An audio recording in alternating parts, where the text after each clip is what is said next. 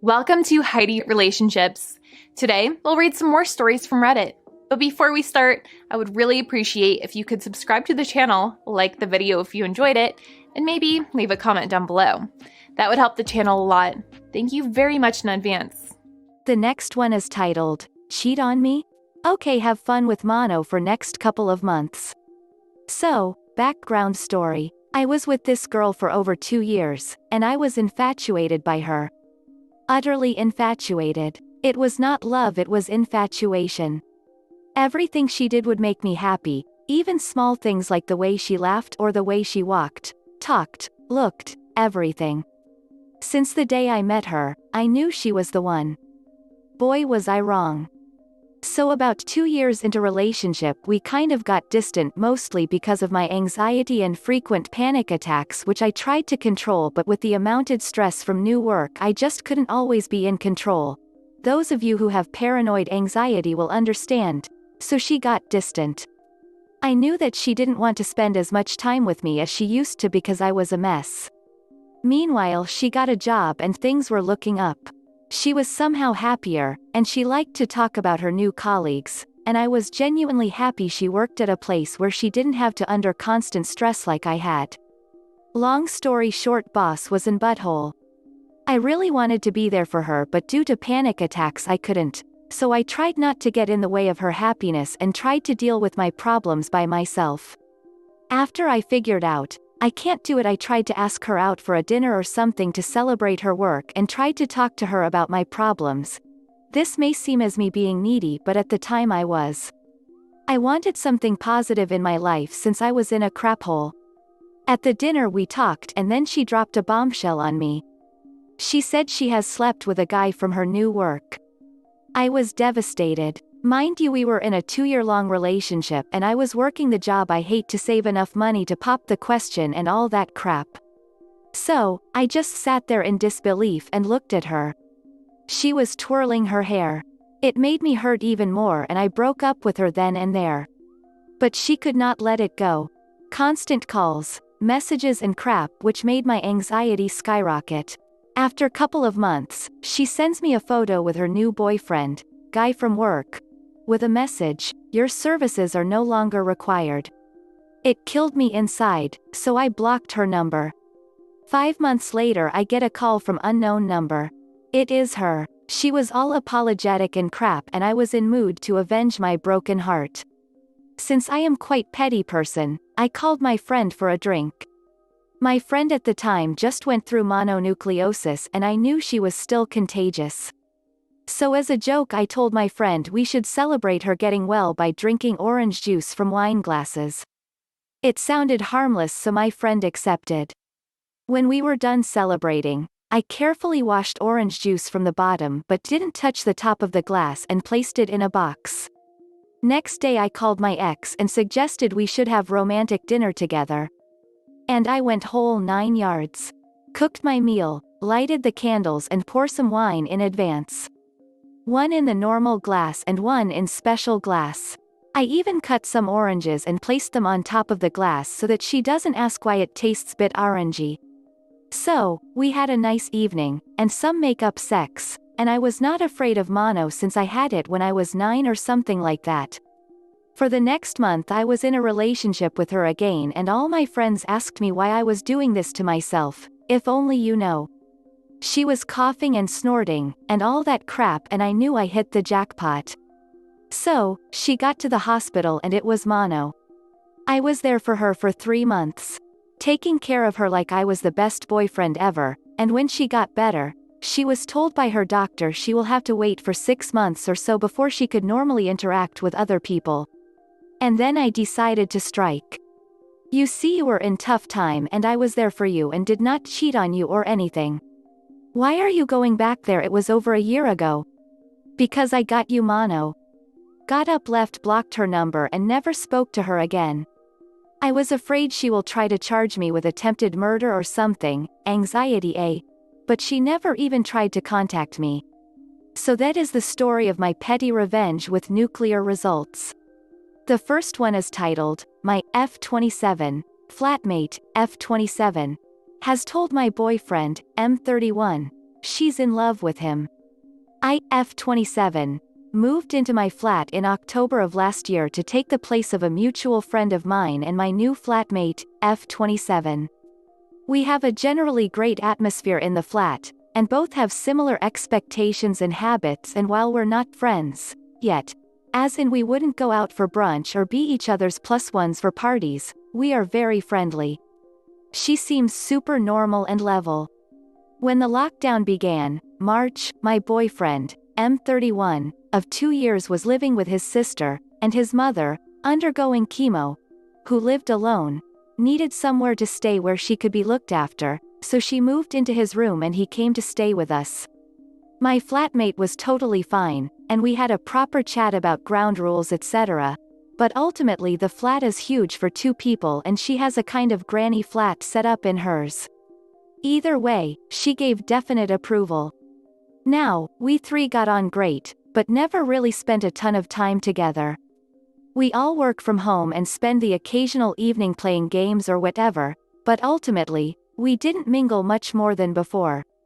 My boyfriend, however, cooks every night for the both of us, as a thank you, and so we do now eat together, and my flatmate seemed happy to be included. It was great. However, last week, my boyfriend took me aside and told me that while he was in the courtyard hanging out the washing, she ambushed him from behind and gave a huge speech about how she's in love with him, and while she respects, he's with me, she has deep feelings for him, and that she's available if he were single. Oh, and please do not tell Op. She didn't try to kiss him but tried to hold his hand. He was very anxious and flustered when he was telling me this. The flat atmosphere is very awkward now, but as far as she knows, he's not said a word. She's not said anything else to him, but he did mention that she had touched his arm a couple of times as she was walking past recently, and it's really gotten under my skin. My BF is also confused because he hasn't spent that much time with her apart from dinner, and never alone. I spoke to our mutual friend who was shocked, and says she's never done anything like this before, and she'd never known my housemate to have a crush on anyone either. I've not seen her acting strangely in any other ways, and it hasn't outwardly affected how she treats me. We can't move right now because, virus, money etc. How do I deal with this? A user in the comments said, absolutely confront her. There are 2 huge issues here. First, she asked her boyfriend to keep this a secret. And second, yeah, what a trash friend and roommate she is. Crushes happen, but for her to confess to your boyfriend, she was legit wanting him to dump you for her. She wasn't just confessing if he was single. She knows he's not single. She was making her move but got shot down. And your boyfriend needs to put a stop in the touching etc. And maybe this is going to be unpopular advice, but do not care one bit how uncomfortable it will make everything, her, the house etc. She did that, not you. You're just going to call her out on her trash behavior. Another user said, there is no easy solution. Option 1. You sit her down and tell her your BF told you everything, and he is super uncomfortable. Tell her that she crossed major boundaries, and you need time apart. No more shared dinners. Option 2. Even though it's a pandemic, housing is still a priority, and rentals are still allowed to be shown and whatnot. Start looking into other affordable housing options. Personally, I would do both options. I know confrontation is hard and uncomfortable, but what she did was so unbelievably out of line. And touching your BF is so creepy. You will never feel comfortable around her again, so even though you can't move out tomorrow, you should start saving and planning for moving out as soon as possible.